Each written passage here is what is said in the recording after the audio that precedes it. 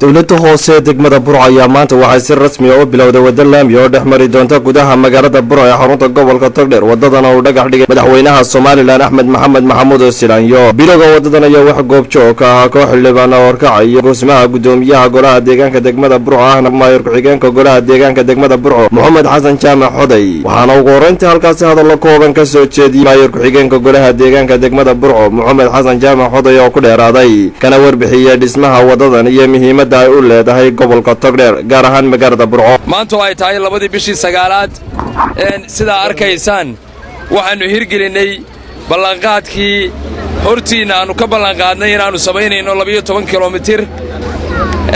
wadadan aanu taaganay waa wadadii isku xidhaysay albowlaha magaalada u ahayd ee galeysay saylada kana bilaabaysay hoteelka loo yaqaan Cawaala Suqaar dabcan waxay u muuqataa saaka ilaahay subxaanahu wa ta'aala aan ugu mahad celinaynaa inuu noo suurto galiyay qorshahayagii iyo himiladayadii ahayd inaanu haddaanu nahay golaha deegaanka ee Burco inaanu magaalada Burco bilicdeeda iyo horumarinteedaba runtii qayb weyn ka qaadano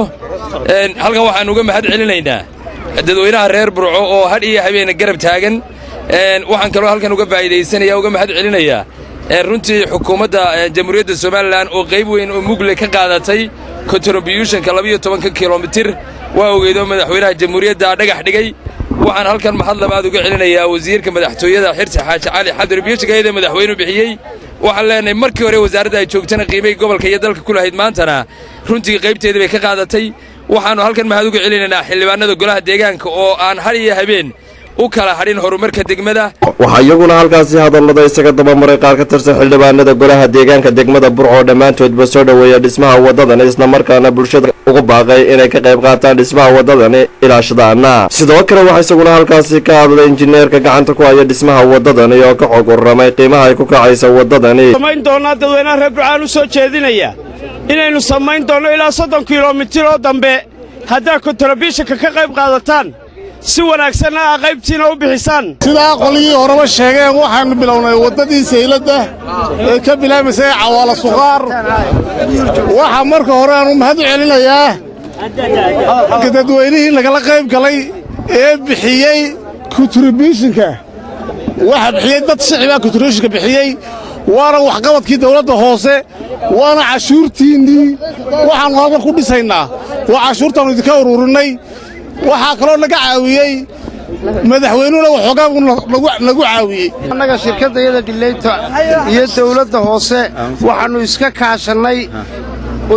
wada samaynta wadooyinka oo si joint venture implementationka annaga ah waxaanu gacanta imika ku haynaa oo aanu dhigayna sida arkaysaan laameydan oo 1708 balac oo la socdo kerbiski iyo drainage ay la socdaan waxa kale oo aanu bilownay wada iyaduna 1400 oo tagaysa xabaalaha oo hodan qaylo waxa kale oo aanu surveyor gareynay iyadana bridge-ka oo 600 oo mitir saddexdaas aanu anagu shirkad ahaan gacanta aanu ugu haynaa maamulka dawladda hoose ku baxaya ilaa 160,000 oo dollar baa ku baxaya markaanu istimeed gareynay ee u sameynay nashqadeedii iyo bill of quantity waxa iyaguna halkaas hadal la soo dhaweeyna ka yiri qaar ka mid ah odayaashii wax garadka magaalada Burco oo dhamaantoodba soo dhaweeyay dhismaha wadadan ee ay dawladda hoose ka hirgelinayso magaalada Burco gudoomiyaashii dalladda ee afarta xaafadood gaar ahaan halka kanaan ku taaganay gudoomiyihii Faarax Omar iyo gudoomiyihii Maxamed Xali waa farxadii noogu weyneed maanta soo marta hambalyo kan waxaan ku soo dhaweynaynaa maanta wax qabadka ballaaran ay muujisay dawladda golaha deegaanka degmada Burco oo halkan wadadii ka bilaabay wadadan halbowlaha seelada tagta annagu hadaan nahay gudiyada xaafadaha oo ka wakiila gudiyada magaalada waxaan halka ballan qaadaynaa in contribution aanu ka qayb qaadano wadooyinka la samaynayo horena waan uga qayb qaadanay haddana waxaan ku ballan qaadaynaa inaanu kala shaqeyno inaanu contribution ku darsanno oo wadooyinka la samaynayo aanu anaguna ku darsanno oo aanu waxa weey contribution ku darsanno ayaanu ballan qaadaynaa wa Maxamed Ali Ahmed Maxamed Kaabe wararka telefishinka caalamiga ee Somali News magaalada Burco.